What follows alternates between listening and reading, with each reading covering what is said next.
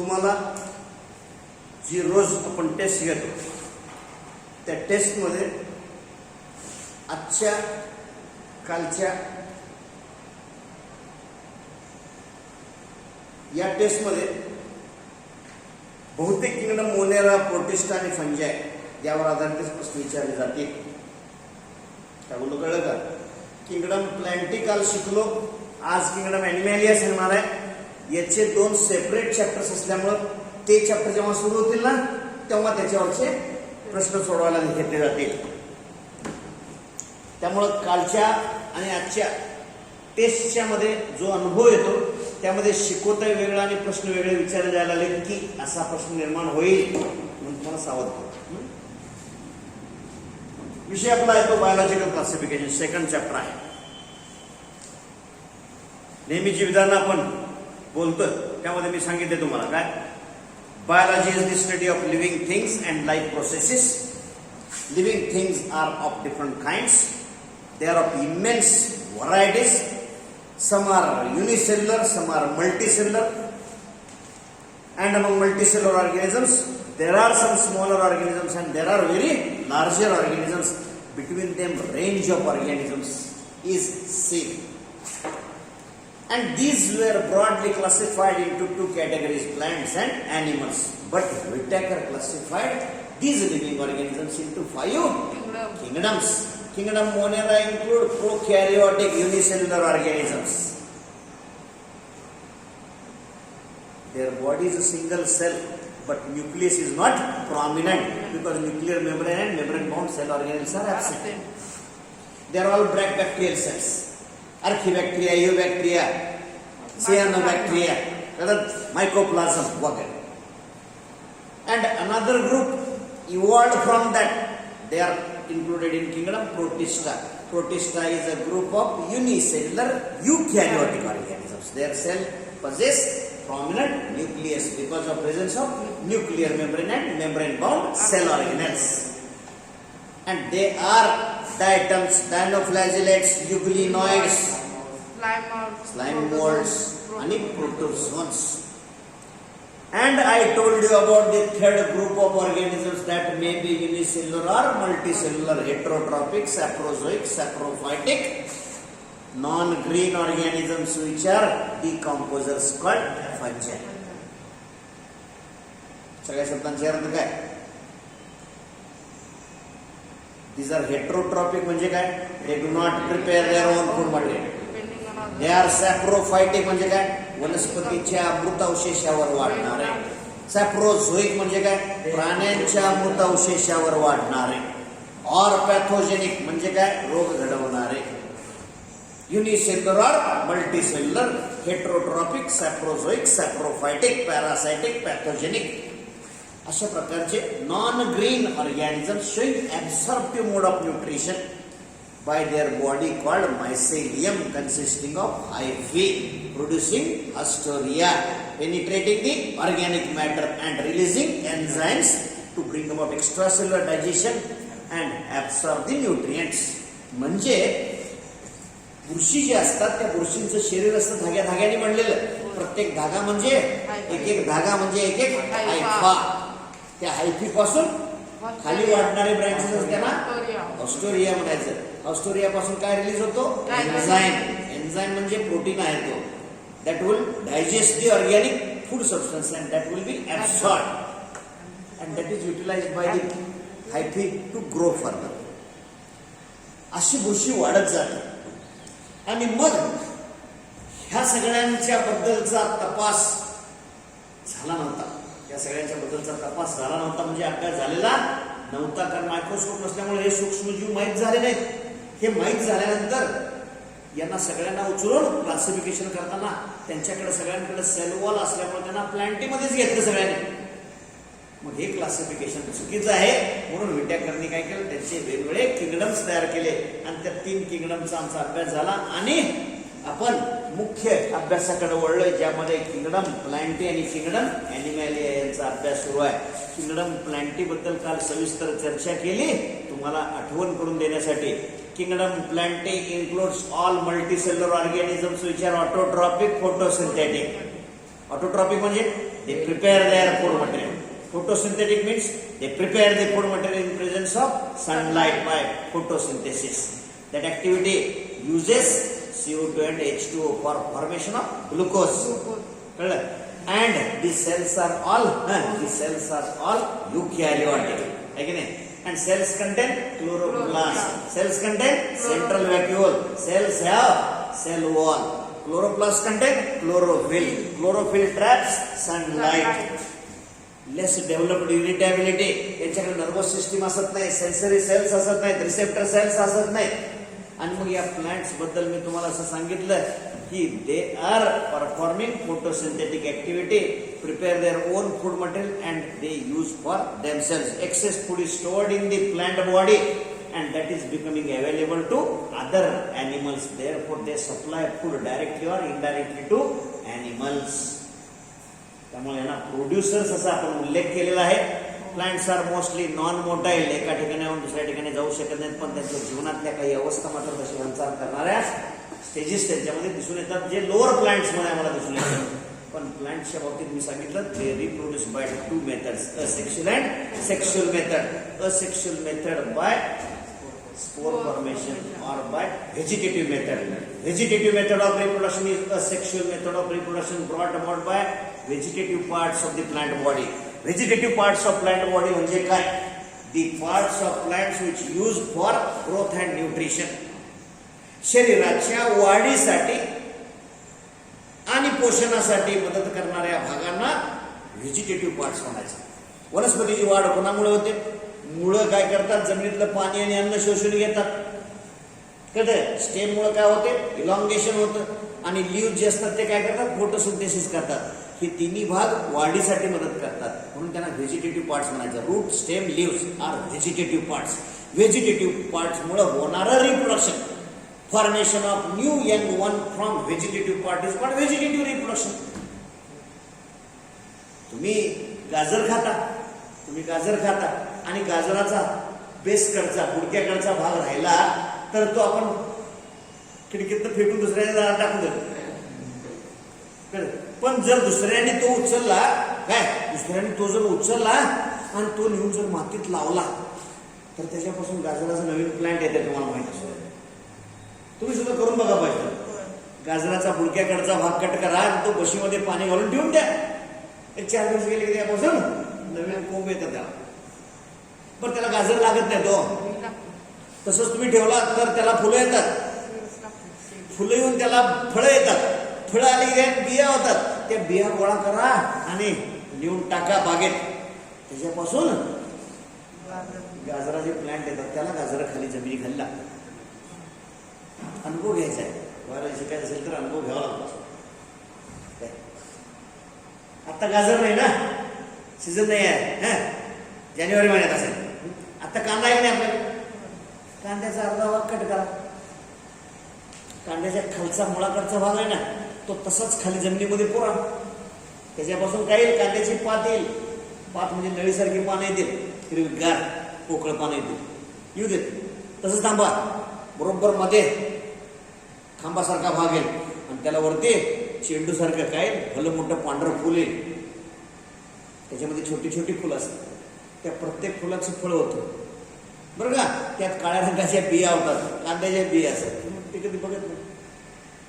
मग त्या बिया गोळा करून घ्या आणि त्यात तुमच्या शेतामध्ये टाका किंवा जमिनीवरती कुठेही टाका, मातीत पुरा. त्यांच्यापासून बारीक बारीक बारीक कांद्याची रोपं येतील. ती हळूवार उपटून काढा आणि तुम्हाला पाहिजे त्या ठिकाणी नेऊन लावा आणि पाणी घालत राहा. पिशवीभर कांदे येतील. जादू 4 महिन्यात 6 महिन्यात होऊ शकते. त्याला पेशन्स लागतो.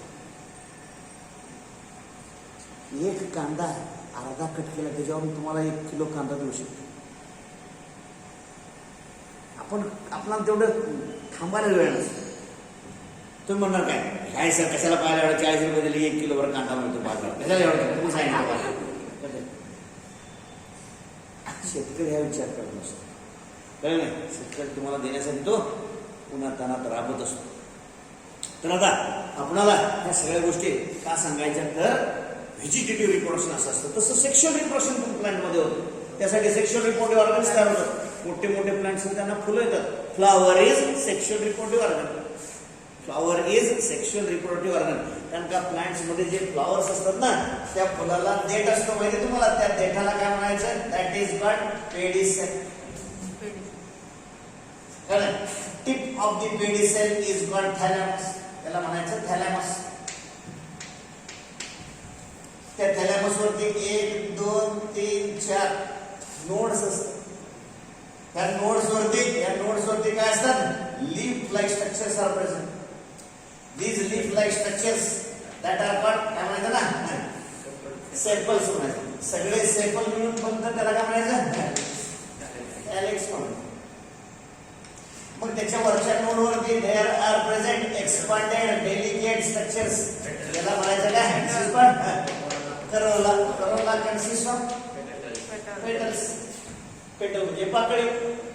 आणि मग त्याच्यानंतर हा जो भाग असतो, this particular part is called अच्छा एंड्रोशियम म्हणायचं. Androecium consist of its individual member that is called काय? स्टॅमेन म्हणतो. Stamen produce the part, that part is called anther. कळलं नाही? त्या एंथर मध्ये बारीक बारीक पावडर सारखे तयार होतात. ते काय म्हणजे काय? पोलन ग्रेन्स तयार होतात. कळतं? पोलन ग्रेन्स तयार होतात. माहित असू दे तुम्हाला. आणि आत सगळ्यात आत काही जो पार्ट असतो, that particular part is called काय? Gynoecium. Gynoecium. Gynoecium consists of this particular structure. This is called काय म्हणायला? This is called carpel. Carpel possesses the apical portion that is called stigma. This elongated part is called style. Basal dilated part is called. This is the part called ovary. ओव्हरीच्या आतमध्ये असतात. ओव्हरीच्या आतमध्ये असतात ओव्ह्यूल्स. आणि ovule भविष्यात बनतं seed. आता तुम्ही doctor आहे का? नाही, पण तुम्हाला डॉक्टर व्हायचं आहे. सर आजारी पडलेला बघायचं आहे नाही. आणि त्यानं जेवढं दमवलं ना आपल्याला अभ्यास करताना, तेवढं त्याला दमवायचं आहे. असं काहीतरी मनात पाहिजे. सर तुला बघतो असं पाहिजे. तर तुम्हाला माहितीसाठी सांगायचं, तुम्ही आता डॉक्टर नाहीये, पण तुम्ही डॉक्टर होणार. You are forerunner of doctor. You are forerunner of doctor असं इंग्रजी बोलायला. म्हणजे काय? पुढे जाऊन तुम्ही मागं पडलं नाही, पुढे जाऊन तुम्ही डॉक्टर होणार. भविष्यात तुम्ही डॉक्टर होणार. तसं भविष्यात ovule is forerunner of seed. Ovary is forerunner of fruit. Ovary is forerunner of fruit. Ovule is forerunner of seed. मग ह्या ओव्ह्यूल मध्ये आत फिमेल सेक्स सेल असते. फिमेल सेक्स सेल म्हणजे कोण? Egg. Female sex cell म्हणजे egg. आणि pollen grain जे असते की पोलन ग्रेन परागकण, त्याच्यामध्ये मेल सेक्स सेल असते, मेल गॅमेट असते. मग पोलन ग्रेन मधली मेल गॅमेट एगच्या संपर्कात आली तर फर्टिलायझेशन झालं म्हणायचं. फर्टिलाइजेशन झालं की सीड फॉर्मेशन होतं. हर बीज में एक छोटा वृक्ष छुपा रहता है. समझते हैं ना? हर बीज में एक वृक्ष छुपा रहता है. A miniature plant is hiding inside this seed. म्हणून flower is sexual reproductive organ of a plant. Flower is sexual reproductive organ of a plant. मग फुलांमुळे सेक्शुअल रिप्रोडक्शन होऊ शकते. म्हणजे फ्लॉवर हे सेक्शुअल रिप्रोडक्टिव्ह ऑर्गन आहे. पण सगळ्या प्लांटना फुलं येतात का? नाही. Flower plants do not produce flowers. That are called non flowering plants. Non flowering प्लांट्सना क्रिप्टोगॅम्स म्हणायचं. फुलवाल्या प्लांट्सना फेन्युलोगॅम्स म्हणायचं. टोपी घातलेल्या माणसाला टोपीवाला म्हणायचं. टोपी नसलेल्याला बिन टोपीवाला म्हणायचं. बिन टोपीवाल्यासाठी आम्ही बोडका म्हणतो. म्हणजे गावाकडे बोडका म्हणतो. तस क्रिप्टोगॅम्स. आणि फ्लॉवरिंगला फेन्युरोगॅम्स. क्रिप्टोगॅमी, फेन्युरोगॅमी असं गेल्या वर्षी तुम्ही शिकला जाईल. फेन्युरोगॅमीला स्पर्मॅटोफायटा म्हणतात. का? स्पर्मा म्हणजे सीड, फाईट म्हणजे प्लांट. स्पर्मॅटोफाईट म्हणजे काय? Seed bearing plant. स्पर्मॅटोफाईट म्हणजे सीड बेरिंग प्लांट्स. बिया तयार करणाऱ्या वनस्पती जे असतात त्यांना फुलं येतच असतात. Flowering plants are called angiosperms. Flowering plants are called angiosperms. त्यांना अँजिओस्पर्म्स कधी म्हणायचं? जर बिया त्यांनी फळात कोंडून ठेवल्या तर. आणि जर फळात बिया कोंडून ठेवल्यानंतर जिम्नोस्पर्म म्हणायचं. बिया ज्याने ठेवल्या उघड्या ते जिम्नोस्पर्म्स. बिया ज्याने ठेवल्या फळात झाकून ते अँजिओस्पर्म्स. जिम्नोस्पर्म्स आणि angiosperms they both produce seeds. Seed bearing plants are called spermatophytes. बिया तयार करणारे फ्लॉवरिंग प्लांट्स आहेत फेन्युरोगॅम्स. फेन्युरो म्हणजे उघडे, गॅम्स म्हणजे गॅमेट्स. हे बघा आमचे सेक्स ऑर्गन्स, हे बघा आमचे सेक्स ऑर्गन्स किती आकर्षक आहेत, हे बघा आमचे सेक्स ऑर्गन्स किती आकर्षक आहेत, असं सगळ्या जगाला दाखवणारे फेन्युरोगॅम्स. कळतंय ना?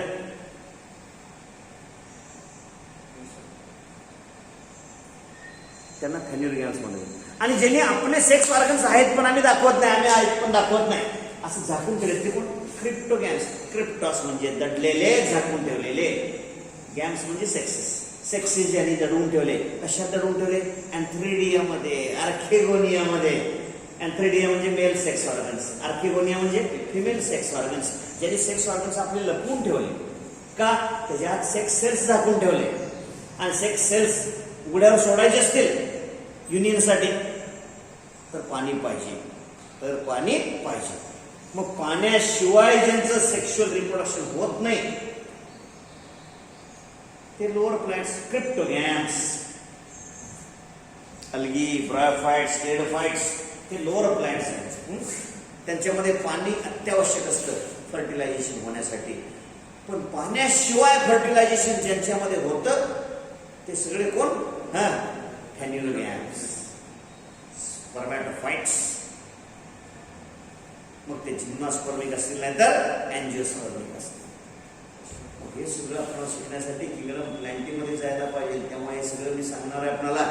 मग तुम्हाला काल मी सगळं सांगितलं की ह्या ज्या प्लॅन्टी असतात त्या प्लॅन्टीमध्ये आपल्याला काय दिसून येतं म्हणून सांगितलं मी तुम्हाला. They are showing alternation of generations. Alternation of generations म्हणजे काय? Alternate appearance of two generations. Alternate appearance, alternate म्हणजे एक आड एक, एक आड एक, एकानंतर एक, त्याला अल्टरनेट म्हणतात. एक आड एक, एकानंतर एक. Alternate appearance of two generations. one generation is sporophytic generation. Sporophyte. Phyte म्हणजे प्लांट, स्पोर म्हणजे असेक्शुअल रिप्रोडक्टिव्ह बॉडी. असं प्लांट, फाईट म्हणजे प्लांट, असं प्लांट जे स्पोर तयार करतात. त्या प्लांट मधल्या सगळ्या सेल्स काय असतात? डिप्लॉइड असतात. डिप्लॉइड म्हणजे काय? Having double set of chromosomes. Chromosomes म्हणजे काय? Condensed chromatic material. Chromatic material म्हणजे काय? Material present in the nucleus of this cell. If it is in double set, the stage is called diploid. This diploid stage is asexual. का asexual? Spore is asexual reproductive structure. कळलं नाही? ही जी stage आहे, ह्या stage पासून काय तयार होतं? Haploid stage तयार होते. आणि त्याच्यापासून गॅमेट्स तयार होतात. म्हणून त्याला काय म्हणायचं? गॅमेटोफाइट म्हणायचं. आणि मग गॅमेट्स तयार झाले की सेक्शुअल रिप्रोडक्शन होतं. म्हणून याच्यापासून हे तयार होतं. स्पोरोफाइट पासून गॅमेटोफाइट तयार होतं. डिप्लॉइड पासून हॅप्लॉइड तयार होतं. डिप्लॉइड पासून हॅप्लॉइड तयार होण्यासाठी काय व्हायला पाहिजे आहे? मियोसिस व्हायला पाहिजे आहे. कळतंय? मियोसिस म्हणजे काय? Reductional cell division. Reductional cell division म्हणजे काय? असलेल्या क्रोमोझोमची संख्या निम्मी होते, रिड्यूस होते, हाफ होते. मग diploid stage is converted to haploid stage. ही एक अवस्था, ह्या अवस्थेपासून ही दुसरी अवस्था निर्माण होते आणि याच्यापासून ही अवस्था निर्माण होते, याच्यापासून ही अवस्था निर्माण होते. काय कळलं नाही? याच्यापासून ही अवस्था निर्माण होते. ही अवस्था निर्माण होण्यासाठी कोणते डिव्हिजन होते? मायटॉसिस होते. मायटॉसिस म्हणजे काय म्हणायचं? This is called equational division. Equational division, equational division. आणि ही जी मियोसिस आहे that is what? Reductional division. Reductional division.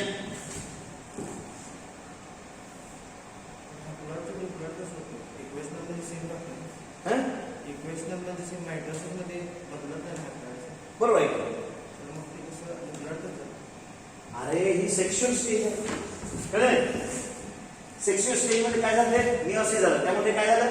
Haploid झालं. मग असं हॅप्लॉइड हॅप्लॉइड एकत्र येतात आणि डिप्लॉइड बनतात. हेच कळत नाही, कळलं नाही आपण का चुकत जातो. तुम्ही एवढं सांगून सुद्धा तुम्ही कसं चुकणार आहे तुम्हाला मी पुढे दाखवतो. म्हणजे इथं काय होतं? सेक्शुअल स्टेज मध्ये युनियन होतं, मॅरेज होतं. यांनी म्हणजे मॅरेज होतं. मॅरेज झालं की हॅप्लॉइड हॅप्लॉइड मिळाले, डिप्लॉइड बनले. डिप्लॉइड स्पोरोफाइट म्हणून वाढले. कळतंय?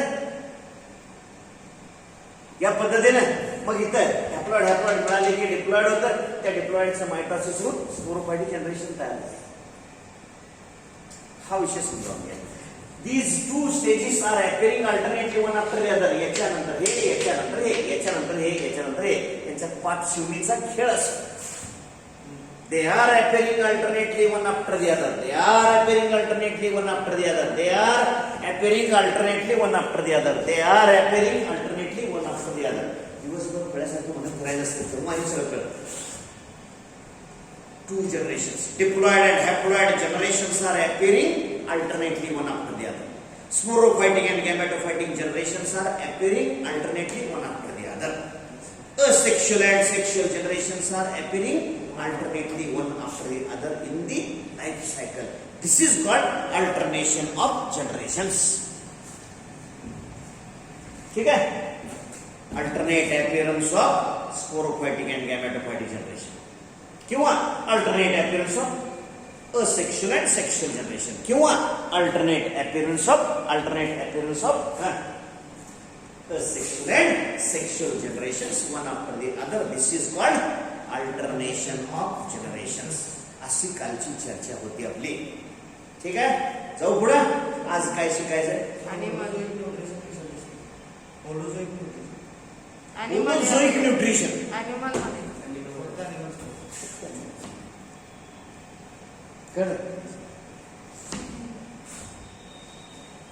होलोझोइक न्यूट्रिशन फाउंड इन एनिमल्स. पण होलोझोइक म्हणत असताना नॉन फोटोसिंथेटिक म्हणू शकतो. काय होलोझोइक न्यूट्रिशन? स्वाहा, खाणे ते होलोझोइक. होलोफायटिक म्हणजे फोटोसिंथेटिक न्यूट्रिशन. होलोझोइक म्हणजे एनिमल टाईपचे न्यूट्रिशन, खाणे. काढू?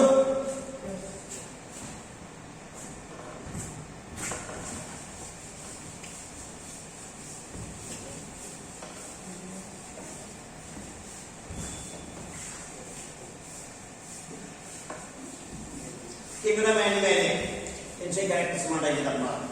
काय काय पाहायचे कॅरेक्टर्स? These are multicellular. काय? Heterotrophic. Multicellular heterotrophic organisms. These are multicellular heterotrophic organisms.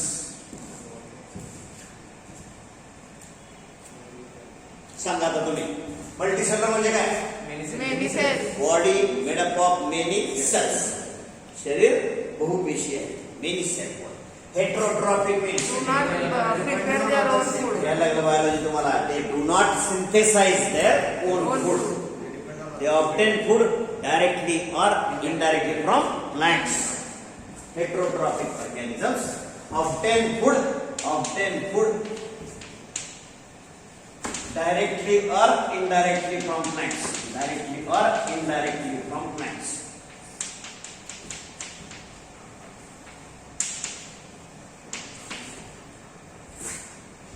ठीक है. दूसरी गोष्ट, their cells from their body formed of diploid eukaryotic cells. Diploid eukaryotic cells. म्हणजे काय? डिप्लॉइड म्हणजे काय? Two set of chromosomes. हा? Two set of Two chromosomes. set of chromosomes. That is denoted as 2N. N stands for ploidy. Diploidy double set. एक maternal set आईकडून मिळालेला, एक paternal set पित्याकडून मिळालेला. P for paternal, P for पिता, M for maternal, M for माता. काय कळलं नाही असं लक्षात ठेवा. Maternal paternal set of chromosomes together. Diploid. Eukaryotic. Well developed nucleus. Eukaryotic म्हणजे काय? U means true. Well developed. कॅरिओन म्हणजे न्यूक्लियस. ज्यांचा न्यूक्लियस खरा खोरा म्हणजे काय? Having nuclear membrane. Distinct nucleus, केंद्रक ज्यांचा सुस्पष्ट आहे ते युकॅरियोटिक organisms. These are eukaryotic cells. Their body is formed of diploid eukaryotic cells. पुढे they are mostly motile. They are mostly motile. Few are sedentary or fixed, sessile or stuck.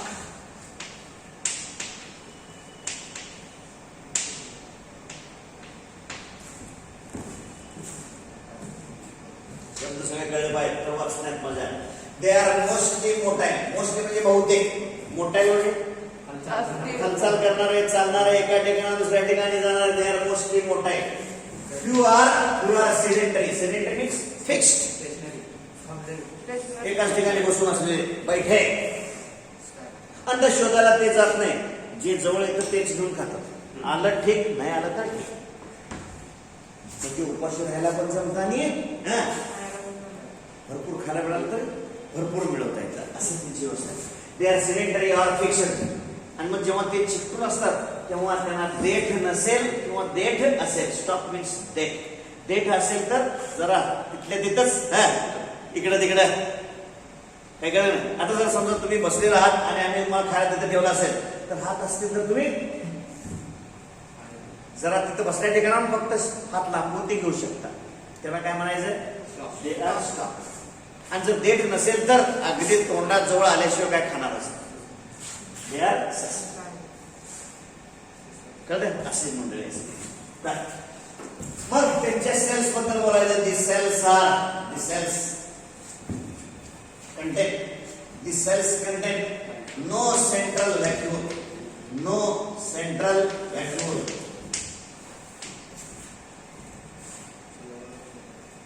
Nucleus at the center. Present at the center.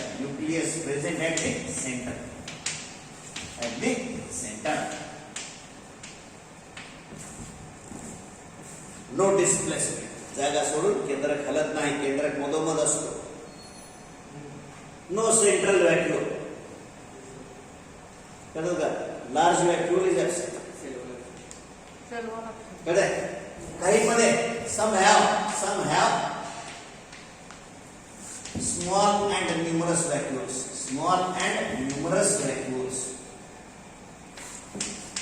हे अपवाद आहे. Some have small and numerous vacuoles. Large vacuoles are absent.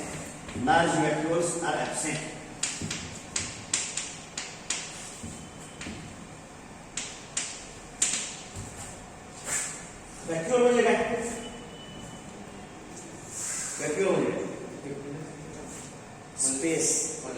Space present in the cytoplasm. रिकामी जागा, अडगळीची जागा, पेशीमधल्या नको असलेले पदार्थ साठवून ठेवण्यासाठीची जागा. Vacuole is the space present in the cytoplasm of the cell. Vacuole is the space present in the cytoplasm of the cell. मग large vacuoles are present in plant cells. है की नाही? तुम्ही कलिंगड खाल्लंय कधी? अर्ध कलिंगड खाल्लं तरी पोट भरत नाही, काय पहाडा है की नाही? कलिंगडातल्या पेशी ज्या असतात त्या प्रत्येक पेशीमध्ये मोठे मोठे व्हॅक्युअल्स असतात काय, आणि ते व्हॅक्युअल मध्ये नुसतं पाणी असतं. ते पाणी त्यांना नको असतं ते साठवलेलं असतं. कळलं का तुम्हाला काय सांगतो? तसं व्हॅक्युलेटेड सेल्स कलिंगडाचे असतात. कलिंगड हा प्राणी नाही. तुम्हाला प्लांट सेल मध्ये व्हॅक्युल असेल तसं व्हॅक्युल इथं असत नाही, हे लक्षात घ्या. So large vacuoles are absent. Cells have no cell wall. Cells have no cell wall.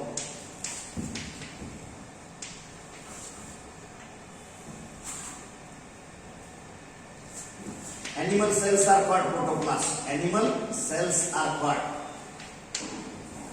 protoplasts.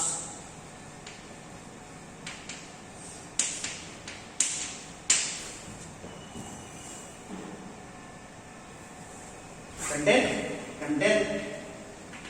प्रोटोप्लाझम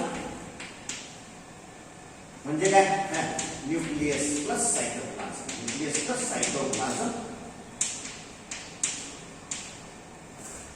limited by cell membrane.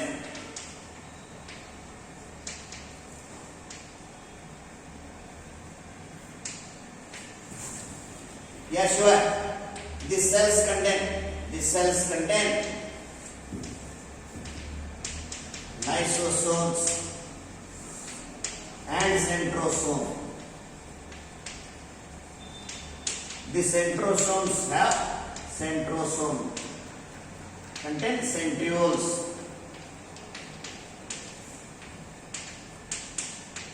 Form spindle fibers at the time of cell division.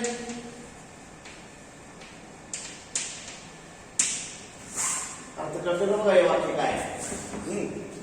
असं लिहिलंय, ह्या ज्या पेशी असतात त्या पेशींमध्ये लायसोसोम आहे, सेंट्रोसोम आहे. The centrosome contains centrioles and centrioles produce spindle fibers at the time of cell division. वाचताना आपली पेन अशी बरोबर मार्क करत गेले पाहिजे. ते शब्द चांदण्यासारखेच म्हटले पाहिजे. डोळे भेटले की सगळं आठवायला पाहिजे. याला चिंतन म्हणायचं, याला मनन म्हणायचं.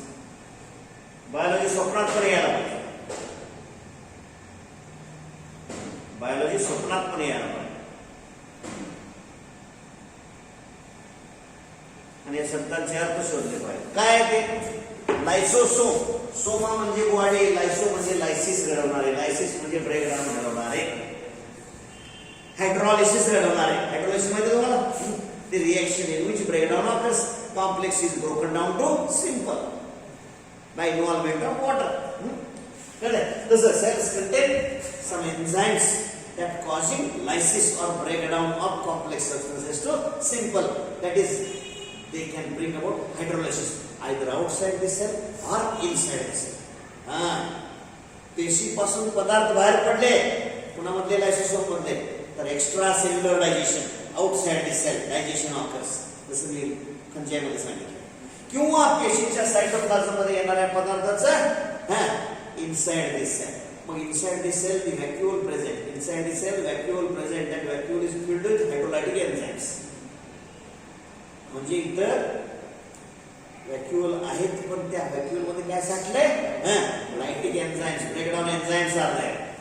And centrosome is the important cell organelle. पेशीच्या आत असणारे खास अंग काय? आम्हाला जसे हात, पाय, इंद्रिय तसं पेशीला स्वतःला असणारे काही ऑर्गन्स आहेत. Microscopic organs are called organelles. Centrosome is that organelle which contain centrioles. Centrioles पासून प्रोटीन फायबर्स तयार होतात, स्पिंडल फायबर्स. लाटण्याच्या आकाराची रचना असते, त्या धाग्यांची रचना लाटण्यासारखी. लाटण्याच्या मध्ये फुगीर असेल दोन्ही बाजूला निमुळतं होतं. तसं स्पिंडल फायबर्स, त्या स्पिंडल फायबरला काय जोडलेत? क्रोमोझोम्स जोडलेत आणि क्रोमोझोम्स दोन पोलला ओढले जातात at the time of cell division. पेशी विभाजन होताना क्रोमोझोमची वाटणी व्हायला पाहिजे. क्रोमोझोमची वाटणी होत असताना काय व्हायला पाहिजे? हा, ते ओढले गेले पाहिजे, ते ओढले गेले पाहिजे. हे बघा, आपण दोघं डाव खेळतोय पत्त्याचा. मी पत्ते पिसले, तुम्हाला काय टाकले, मी काय टाकून घेतले, कळलं नाही? हा, मग आपल्या हातातले वाटायचे पत्ते संपले की राहिलेला बंडल मी मध्ये ठेवतो. मग आपण काय करतो? आपले आपले कार्ड ओढून घेतो आपल्याकडे. खेळाय नाही पत्ते कधी? हा, पैसे लावून खेळाय नाही तर डोकीला बुद्धीला चालना मिळते म्हणून पत्ते खेळायचे. हा, समजलं? तेव्हा आपले आपले पत्ते आपण वाटून घेतो. हे जसं आहे तसं डिवाइड होणाऱ्या सेल्स आपले आपले काय वाटून घेतात? क्रोमोझोम्स वाटून घेतात. मग ते क्रोमोझोम्स दोन पोलला ओढण्यासाठी जे धागे असतात त्यांना स्पिंडल फायबर्स म्हणायचं. हे कोण तयार करतं? सेंट्रिओल्स. सेंट्रिओल्स कोणाकडे असतात? सेंट्रोसोम्स. सेंट्रोसोम कोणामध्ये असतात? ॲनिमल सेलमध्ये असतात. प्लांट सेलमध्ये असे सेंट्रोसोम्स असत नाही. तिथे वेगळे फायबर्स तयार होतात. ते प्रोटीन फायबर्स आहेत, सायटोप्लाझम मध्ये तयार होत असतात, त्यांना सायटोप्लाझमिक फायबर्स असं म्हणायचं. तिथं स्पेशल रचना आहे. पुढं याशिवाय irritability is highly developed. Irritability is highly developed. Is highly developed because animals have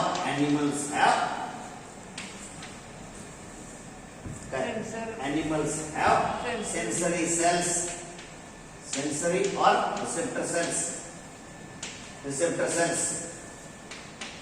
present connected with nervous system.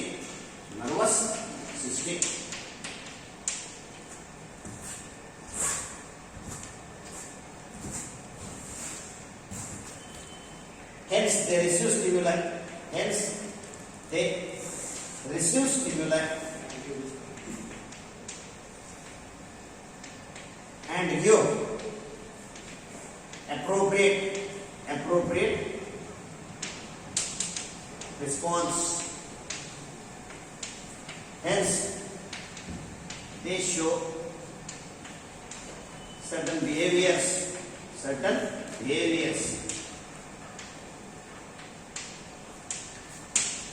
हे लिहिलेलं वाक्य तुम्ही नीट काळजीपूर्वक वाचून बघितलं आणि म्हणलं आणि बोलला आणि लिहिला तर संपला अभ्यास.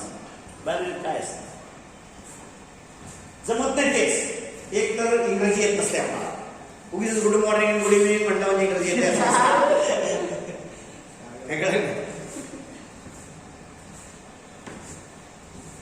आमच्यावर बोलतात हो काय लोक, येस या या या सर काय या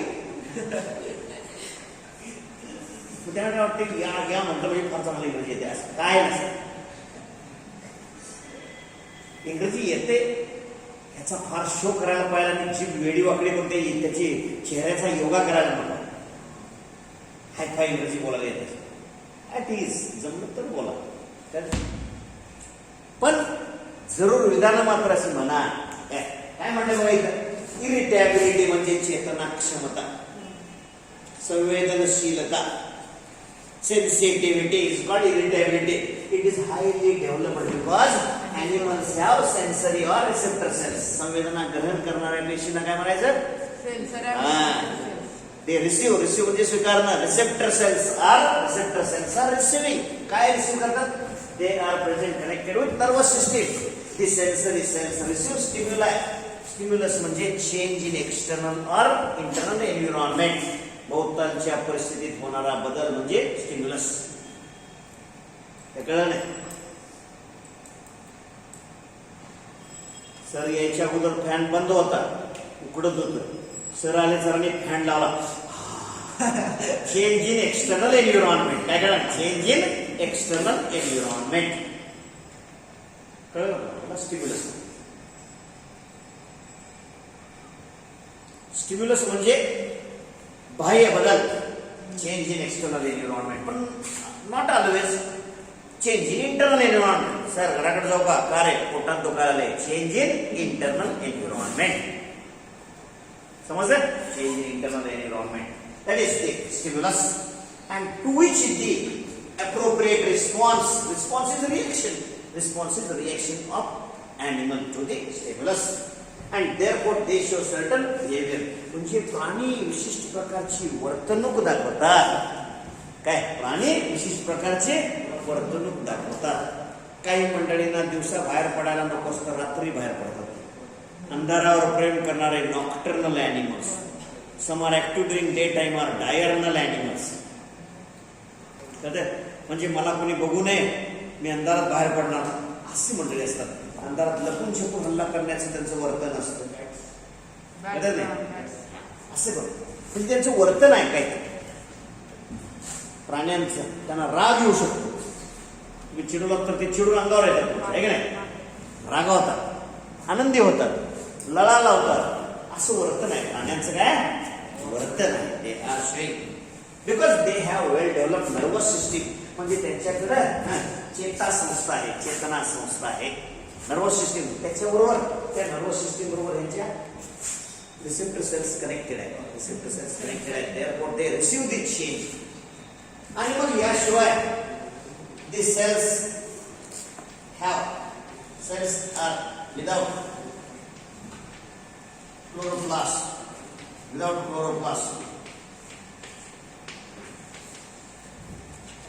They have no chlorophyll. Hence, they are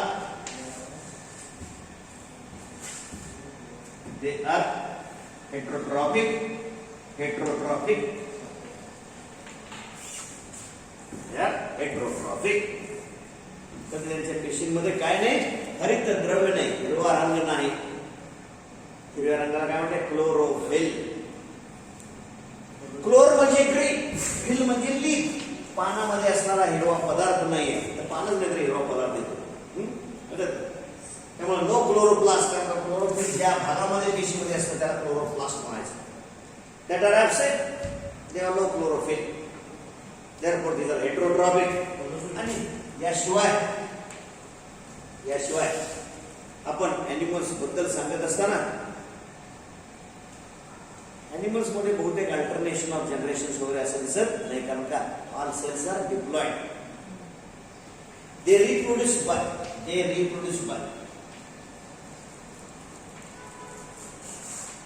mostly by sexual method of reproduction.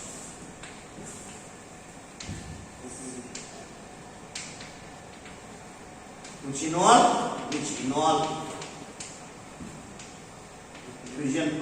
fusion of male and female sex cells.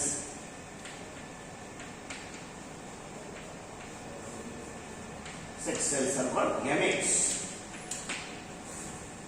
Male and female sex cells are called gametes. Their fusion is called fertilization, and that is the method of reproduction, called sexual method of reproduction. Very few animals, few lower animals reproduce by asexual method.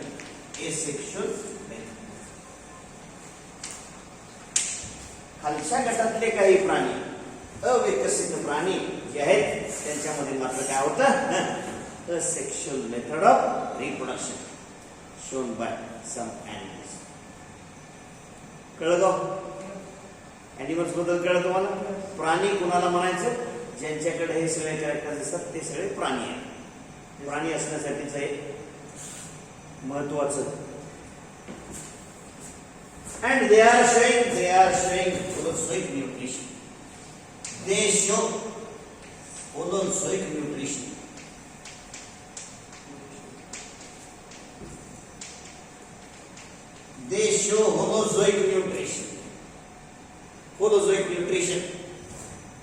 They may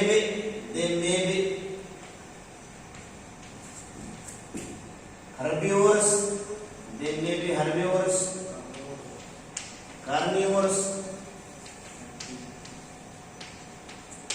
omnivorous, sanguivorous,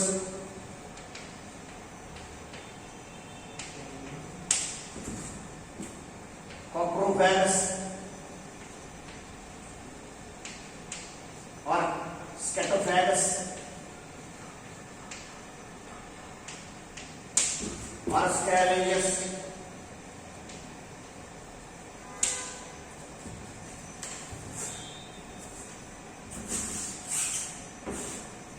ठीक है, और parasitic,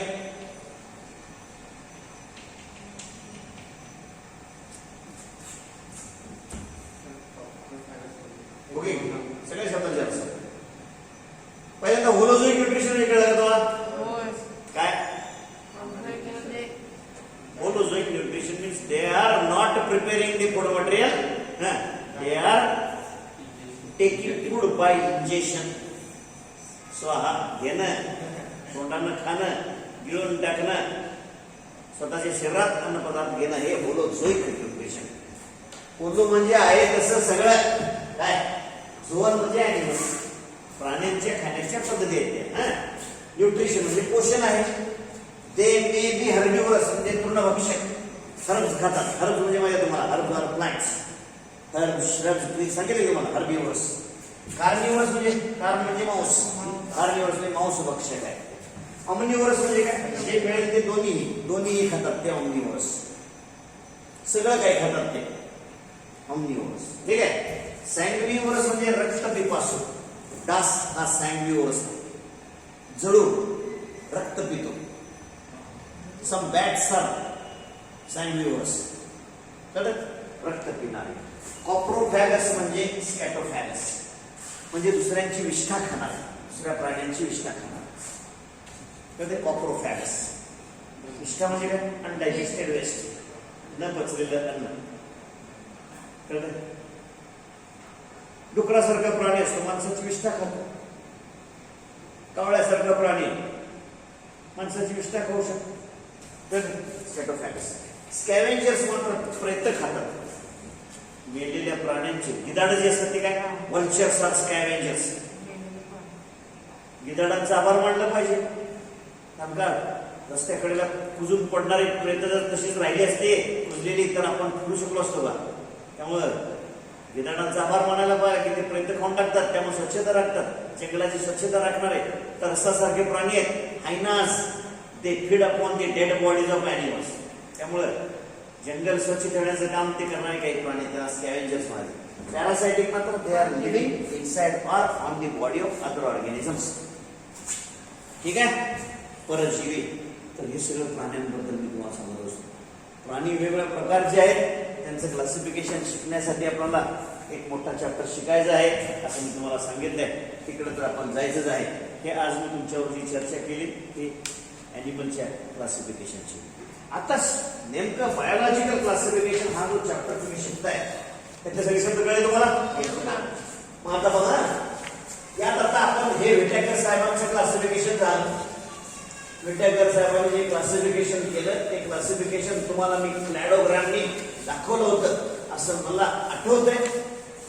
The cladogram which I represented when we started with this chapter at that time, if you try to recollect that everything, you will see that from Monera protista evolved in 3 different lines. बघा, मी सांगितलं तुम्हाला काय, kingdom Monera. Kingdom Monera, त्या kingdom Monera पासून उद्याला आले कोण? Kingdom protista. Kingdom protista. Kingdom protista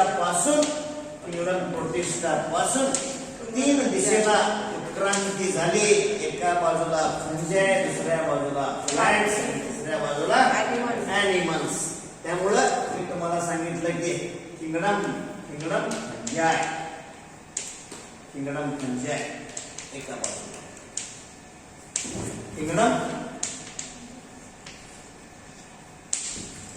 Plantae दुसऱ्या बाजूला, आणि किंगडम ॲनिमॅलिया